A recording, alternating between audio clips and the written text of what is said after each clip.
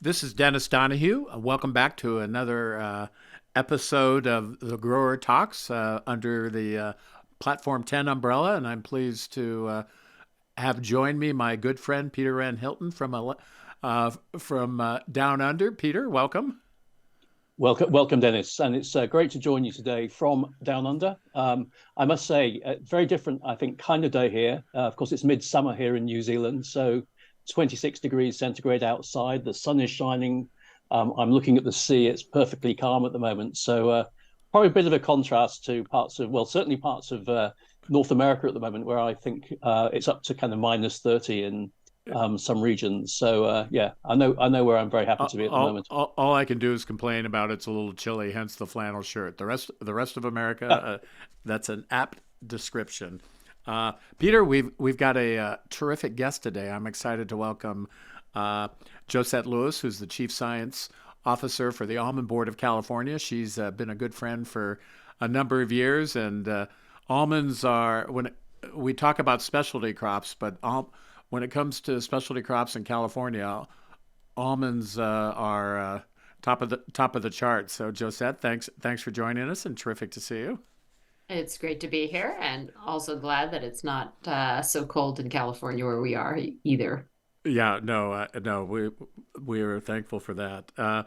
Listen, before we jump into kind of the heart of our conversation, uh, I don't know that many chief science officers. So talk a little bit about your background and your evolution to what you're currently today, because I think it's a fascinating background, and so I'd like to hear about that, and then we'll jump into almonds.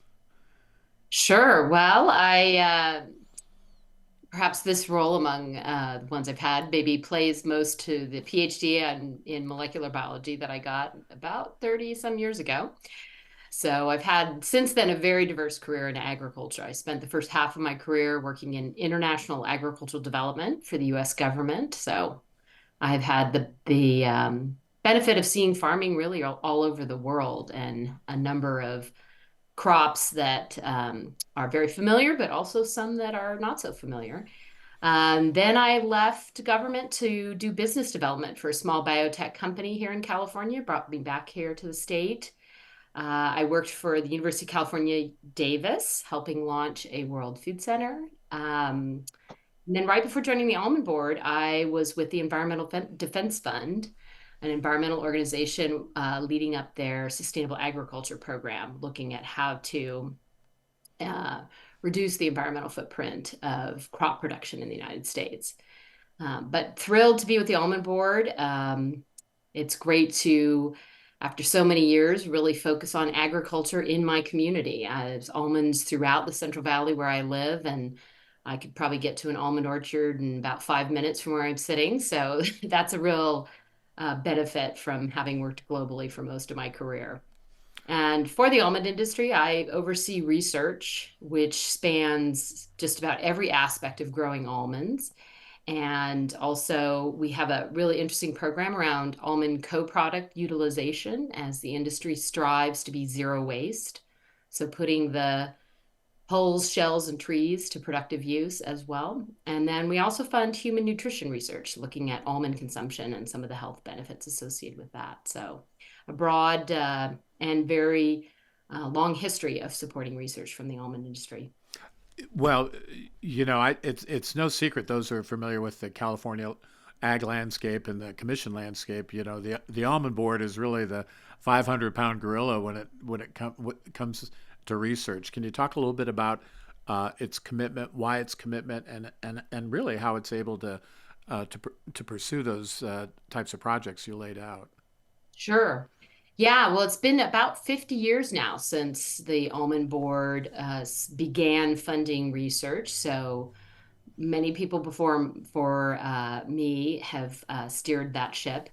And really, for your listeners, the Almond Board is actually a grower funded, what we call a federal marketing order. So most of what the Almond Board does actually is grow global demand for almond consumption around the world through consumer and trade marketing programs. That's about 80% of our budget goes to that. And we're very active literally all around the world. We have a big program in India, which is our #1 export market, in Europe, a number of different European countries, other Asian countries, Mexico, so a global market development program. But then research is a very important part of both helping almond growers here in the state remain economically viable and really grow to the highest standards. As some of your listeners may be familiar or not, California has a really strong commitment to the environment, to labor rights. And so there's a lot of regulations that almond growers have to follow in addition to every farmer in the state. So we really have to grow to some of the highest standards in the world. In addition, as a globally traded commodity, and maybe it's worth mentioning that California grows 80% of the world's almonds. So we are really the heavyweight, not only as the largest crop in the state, but as really the lion's share of global production, followed by Australia, your neighbor there, Peter, and the Iberian Peninsula, Spain and Portugal are also significant growers.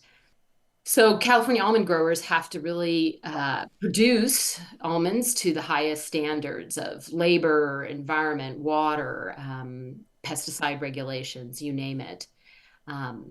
And then we also have to meet those market standards in our important export markets like the European Union, which has very stringent residue levels, for example, through pesticides. So really have to take those very seriously. Also, increasingly, things like carbon footprint are factoring into the regulatory environment, both here in California and in places like Europe.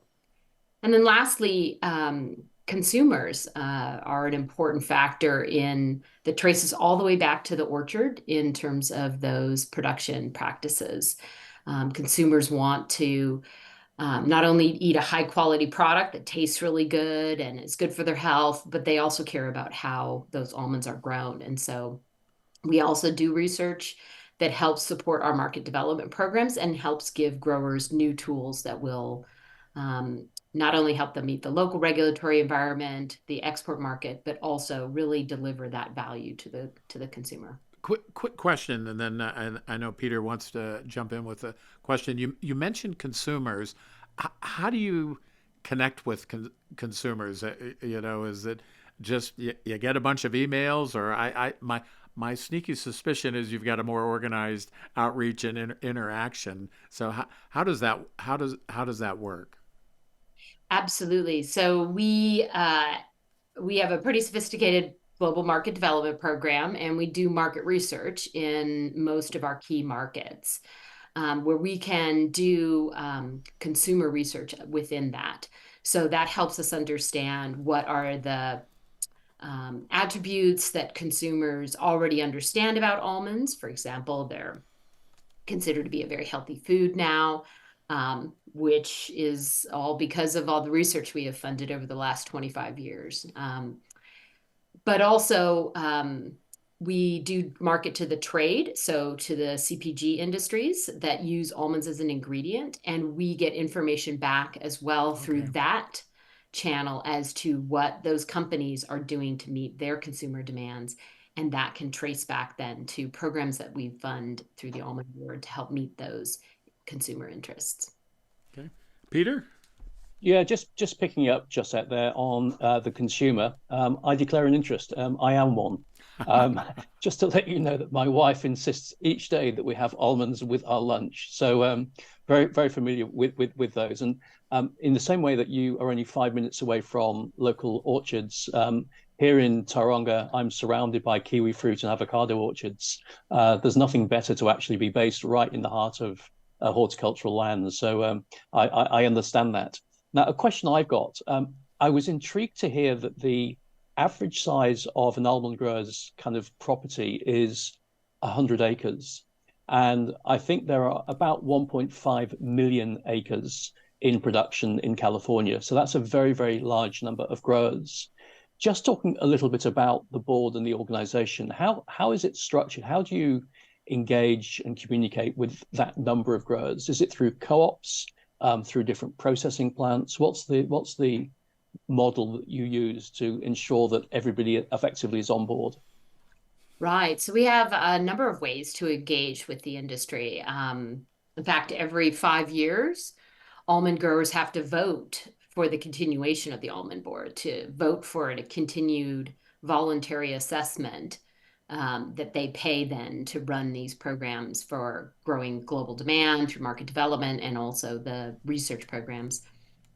So that would be the most important way we engage because we want that's required by the federal law that allowed to establish marketing orders like the almond board.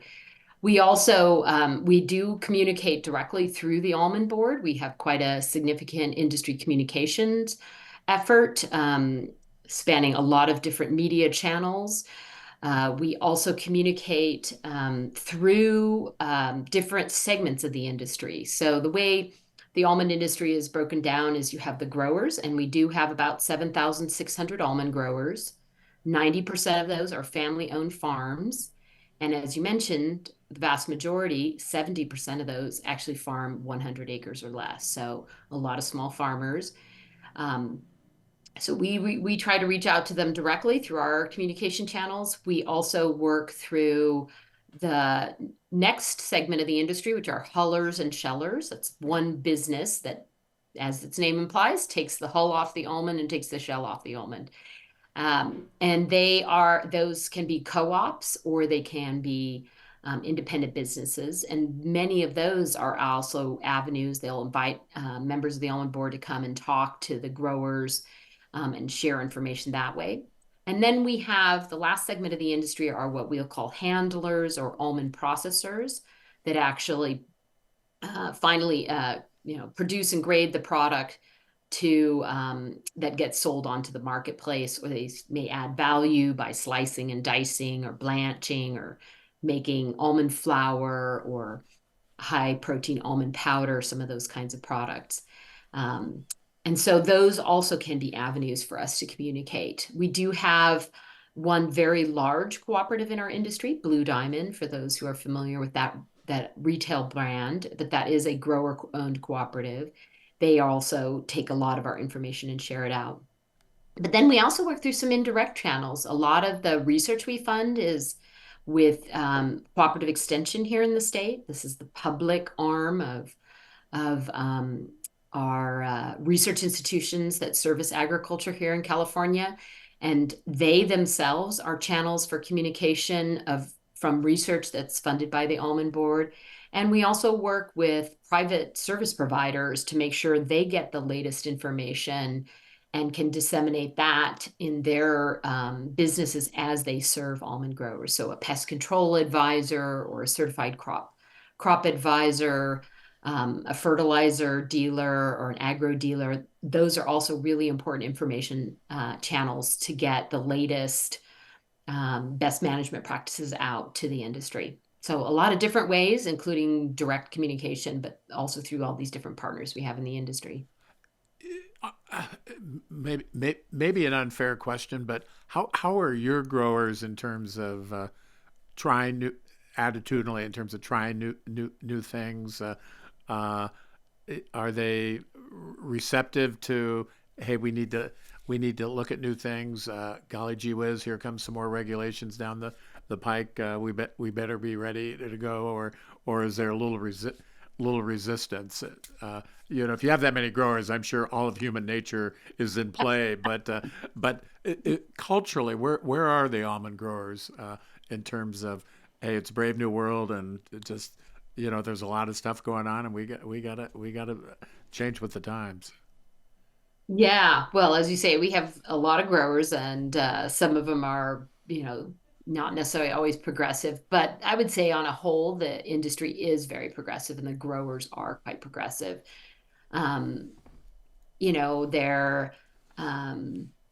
part of that is driven by producing a fairly high value product. Almonds are not, they're more discretionary food. And I think a lot of almond growers recognize that, and they want to really be able to connect with the consumer and ensure the consumer knows that they are producing to the highest standards. A great example of that where the marketplace really has been the driver is the adoption of a variety of pollinator-friendly practices in and around almond Right. orchards. We've seen a threefold increase in planting of cover crops in between the orchard tree rows in just 3 years as a result of growers understanding that that is considered to be a good soil health practice. You can do it in a way that you create pollinator habitat in those cover crops.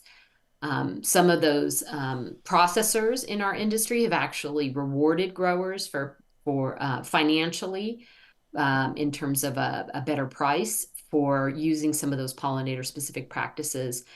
And it's really, and then we have buyers of almonds in the food industry, companies like Kind Bar, for example, that have made a commitment to sourcing almonds from pollinator friendly farms.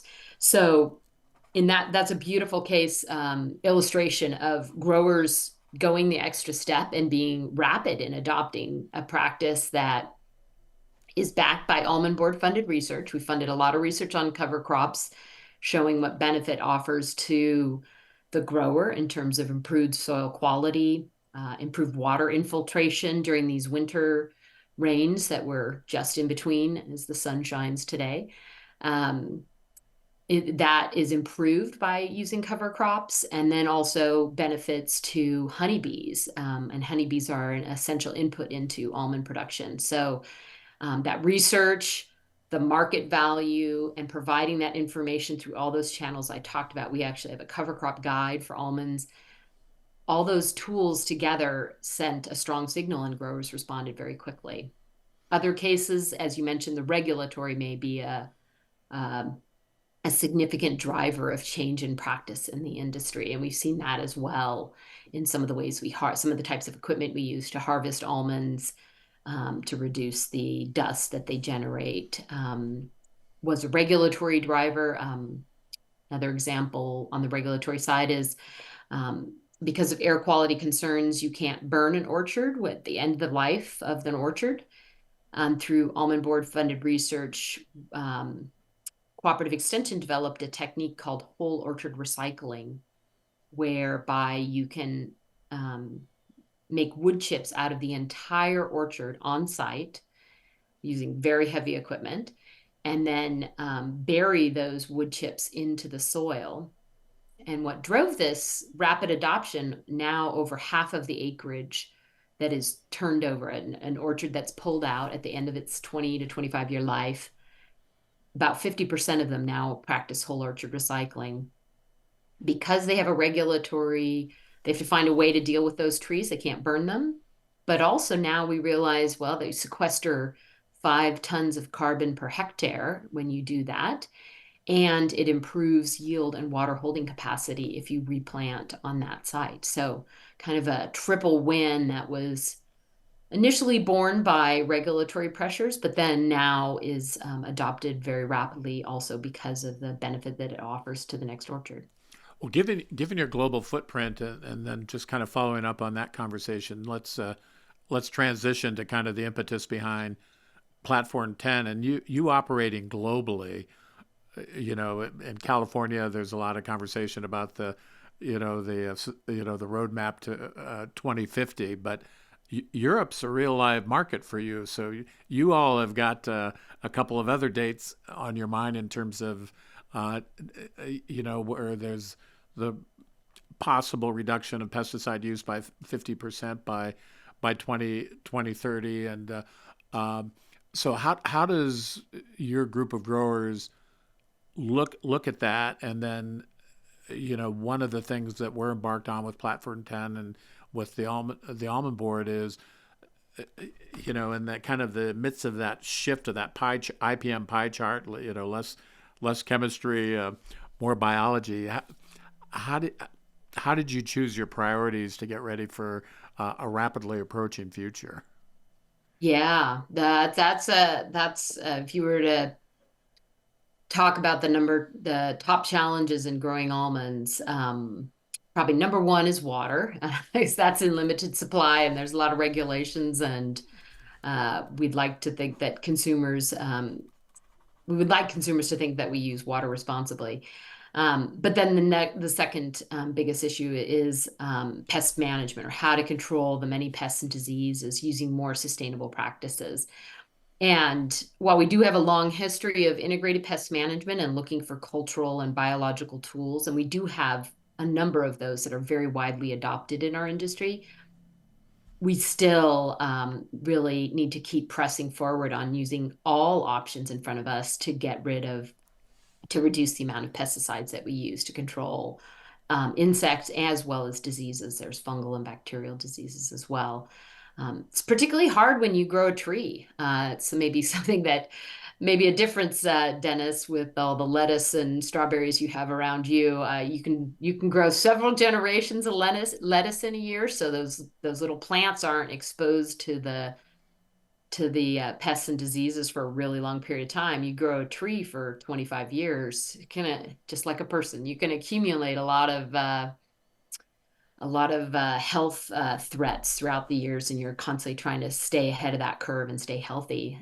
So yeah, the industry has invested in a lot of different tools. We fund breeding programs to develop more, for example, disease and pest-resistant rootstocks. Nematode-resistant rootstocks, for example, is a very high priority in the industry.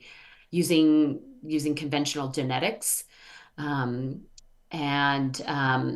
cultural practices are also a key tool. And then now really looking at biopesticides and biological tools that can either replace some of our chemical products or be used in conjunction and help reduce the use of those products, which is a high priority in the industry, both because of where we farm, but also because we have residue regulations in the European marketplace that we want to comply with. And again, we know that from all that consumer research, we know consumers would prefer if their food could be grown with fewer pesticides. So really trying to push hard for all those different reasons, looking at all the tools available to us.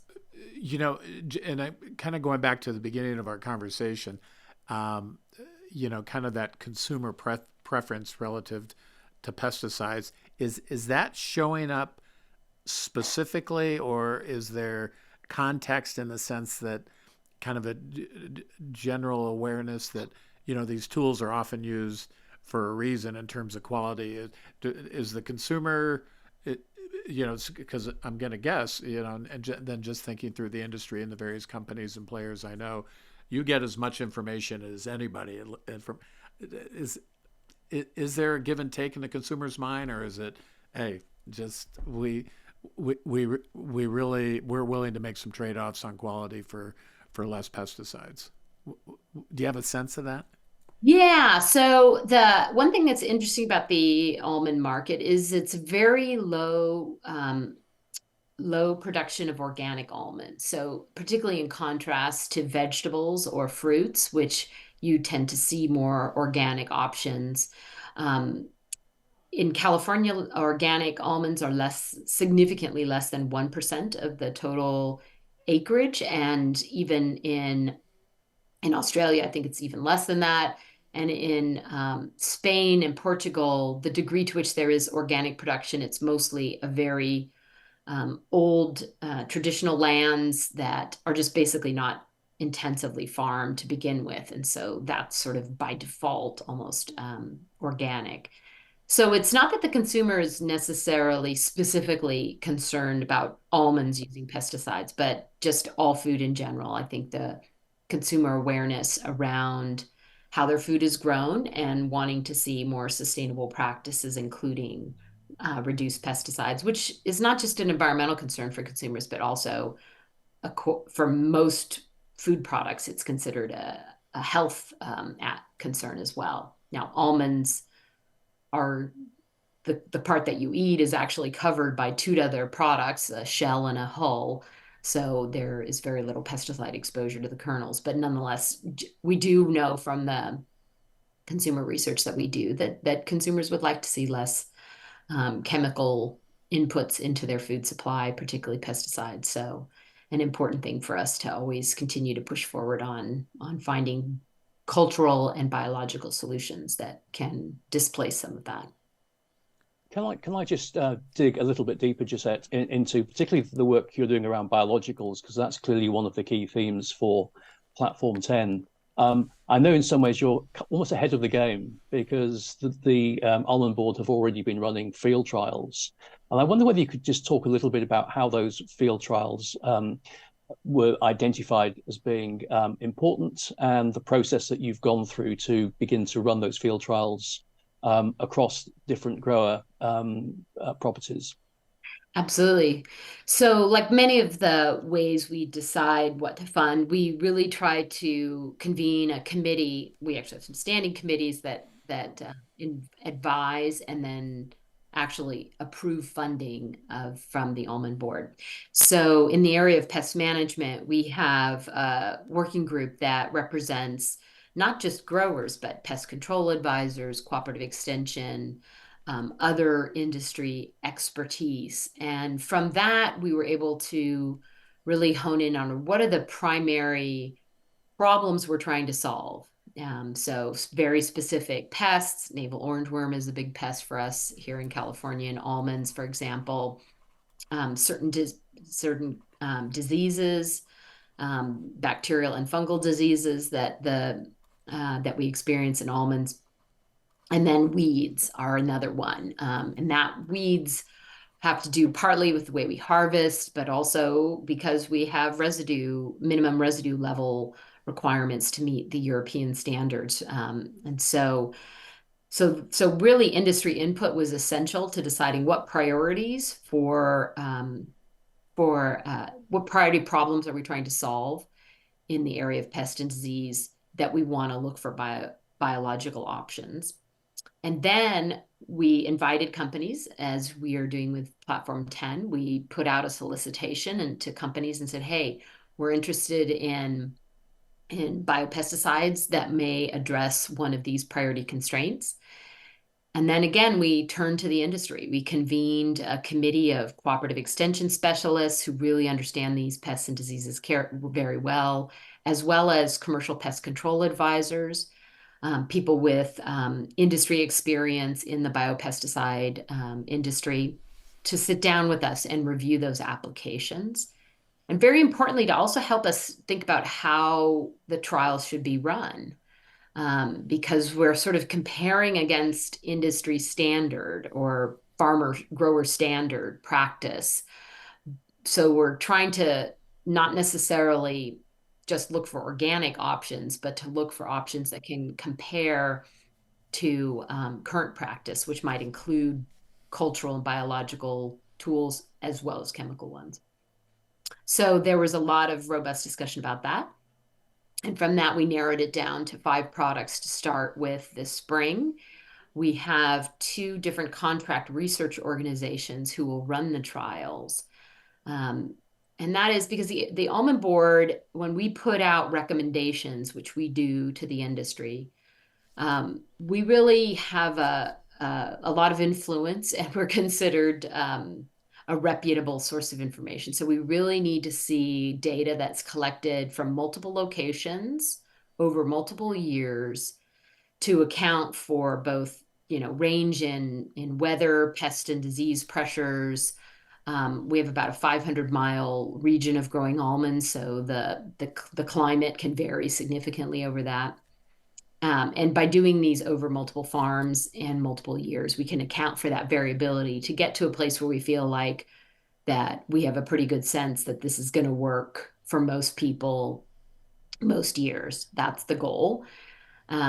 So those contract research organizations can really help make sure that the data that's collected on the efficacy of these products is to a high standard that reflects the kind of things that we do. And then they line up growers to devote a row of trees or a portion of their acreage to actually doing those trials. And that's an area where we've really had just enormous receptivity and support from the growers in the industry. Most of the research we fund, whether it's this biopesticide evaluation program or even, the whole host of other things we do, the vast majority of that research actually takes place in farmers' orchards. They even do variety trials, as breeders develop new rootstocks or almond varieties, they'll do the trials, they'll plant them and look at them, and that feedback is really valuable, so that we know that it works in a very practical, applied setting on a farmer's orchard. So that's sort of where we are right now. We're really excited to get those started, and really hope that we'll continue adding new products. We're going to start looking at some of the insect pests that we have as the next round. And then after 1 year trials, we'll evaluate, do we keep going with the ones we have, or do we drop one or two or pick up another one? So we envision this as a long-term program, because the goal is really to give the grower and the PCA confidence that these products work. And we want to show them data that is robust enough that it does give them that confidence. And hopefully over time, we'll also send a signal to the product developers and the investor community that we're quite serious about this suite of tools, and come and reach out to us. We would love to hear from companies, and we'd love to have them know that there's a really robust market opportunity here in California with almonds. And many of the pests and diseases we have aren't unique to almonds. They might be pests of pistachios, diseases, fungal diseases and bacterial diseases we share in common with some other crops as well. So when you put it all together, you have a market size of, certainly 2 to 3 million acres, depending on what the particular issue is. When you look at perennial crops in California, we're about half the state's acreage now. So in perennial crops, so a lot of opportunity from a market perspective, and we hope that companies and investors will see that as an important opportunity to come and look at what that might mean for their business here in California. One of the things I'm struck by in recent months, I mean, the conversation has gotten much, for lack of a better word, much louder about insects, and that the cumulative result of whether it's drought or climate. That in particular is really picking up. Can you comment a little bit about the degree of severity? Is it more severe? Are there new insects? What's going on? Yes, and more. Just taking here, our top insect pest in almonds is this navel orangeworm, which ironically is not really a pest of oranges for some reason. And we've funded research on navel orangeworm now for 50 years, 50 years of IPM research. We have a whole suite of very valuable cultural and biological practices for control of navel orangeworm, but we still use chemical pesticides as part of that suite of tools. So it is the most expensive thing for us to control, and it is also becomes an entry point for aflatoxin, which is a food safety risk, and one that some of our export markets have strict regulations on. So it's a very expensive. For example, if a shipment of almonds goes to Japan and the Japanese government detects aflatoxin in the port, they will require that shipment of almonds to come back to California. So you can imagine the cost associated with that. So this past year, which we finished the harvest of 2023, and it's been all processed through the first stages of the hulling and shelling. And we know that we had about double the navel orangeworm damage that we had previously. So that's quite significant, both in terms of then the grower getting paid a lot less for their almonds. They get paid on quality, not just on yield. It costs more for every segment of the industry. The hullers and shellers and the almond processors or handlers all had to do more processing to get those damaged nuts out of the final stream. And so very expensive for the industry, one that we're absolutely We know that we have, with warming climates, we're now getting more generations per year. We used to have on average about 3 generations of the navel orange worm from when it emerges in the spring to when it's too cold and it goes to overwinter. We now know that particularly in the southern part of our growing region, we can have 4 generations. So that's definitely climate change. There's a risk that the insect will develop resistance to the current chemical pesticides as they are applied on just about every acre. And so that's a big risk if we don't find new tools, which is where biologics become very, very valuable. And then we have some new pests. We just this year learned that we have another insect pest that came over from Australia and that the Australian almond industry has been dealing with. And so now we have to get to understand this insect. So we've got some new research just starting up this winter to try to understand how widely distributed it might be. Where does it overwinter, and do our control systems for navel orange worm overwinter? Do those apply to this new beetle as well?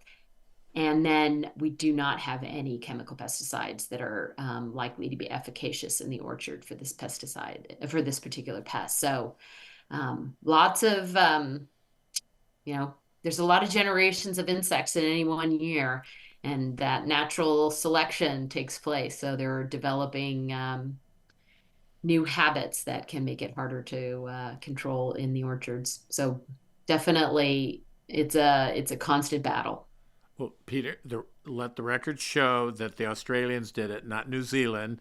And as we kind of begin to wrap up, any final questions from your end for Josette?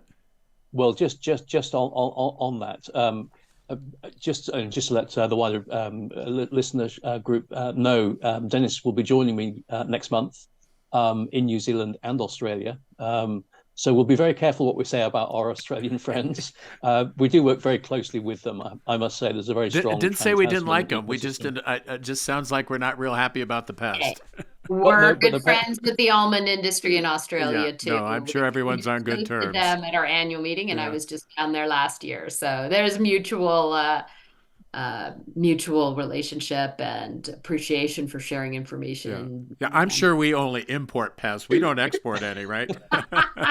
So I'm quite confident that's the case. Well, they just got varroa mites in their bees, which did not come from the United States, but we've had that in our bee population. Yeah. All right. So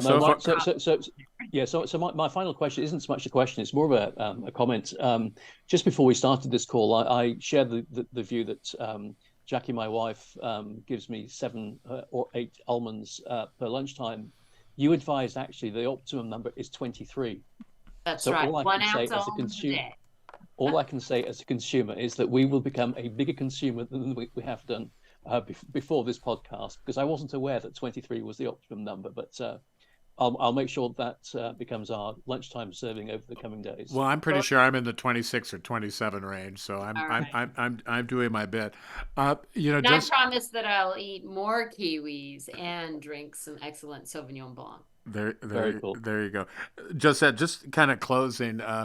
And you and I had chatted a little bit about this, and Peter and I have as well. I'm as a chief science officer, I love this conversation because really I'm just a produce guy. I was on a desk. You make the rounds, and and as the former Radicchio guy, I remained distraught that kale had its way with me. So I'm thinking about stuff like that and thinking that's produce. But your academic background and the range of things you have to deal with to get a good crop. Science is, and I always like to tell people, because sometimes people reduce ag to, you grow it, you harvest it, you ship it, and that's the deal. And it's so much more comprehensive and robust than that. And I think your career and the range of activities that you're involved in really speak to that. So put in a plug for science and agriculture. Definitely. Well, it's how we've managed to feed the world as the population grows and the amount of land that we use to grow food has declined, and we have to grow it to a higher standard of environmental, cultural, ethical. So, we're always trying to do it to grow more with less inputs and to grow it better. So you definitely, science is part of that. It's not the only part. And science comes from the growers too. We've seen innovations come from growers into research as well as vice versa. So it takes all forms of knowledge to get us there. But um, yeah, to me, it's been an exciting career to see ag from a lot of different angles, including scientific inputs. And it's really exciting to see now this whole world of biology really start to deliver so many different types of solutions and really open up the door for meeting those long-term goals that we have for our food supply and for the growers' well-being, as well as the communities they live in and the consumers that we feed.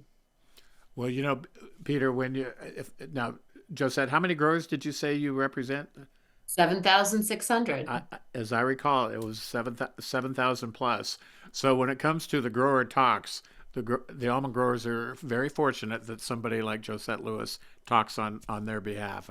Yeah. You did a great No, job, I, and no, I Yeah, no, I absolutely agree, Dennis. It's been awesome to speak to you this morning or your afternoon, Josette, today, and learn more about both your work, but also the great work that the Almond Board are carrying out. And I guess from my perspective, particularly those field trials in the areas of biologicals, really setting the scene for what I hope Platform 10 will be able to achieve over the next few years. well, the Almond Board certainly gives Platform 10 a lot of street cred. So we're grateful for that, Josette, and your involvement.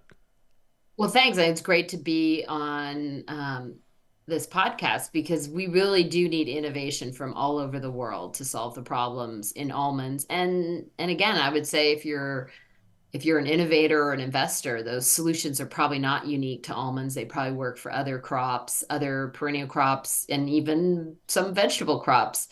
So we're really excited through avenues such as working with Western growers and Platform 10 to really get to that global audience. So really excited to join you here today. Terrific. Well, thanks for joining us. And Peter, we will be back for another episode of the Grower Talks in the very near future. So good to see you, and we'll see you soon. We will indeed, Dennis. And thanks once again, Josette. Awesome 45 minutes there. Okay. Thanks very much. Terrific. Thanks, Josette.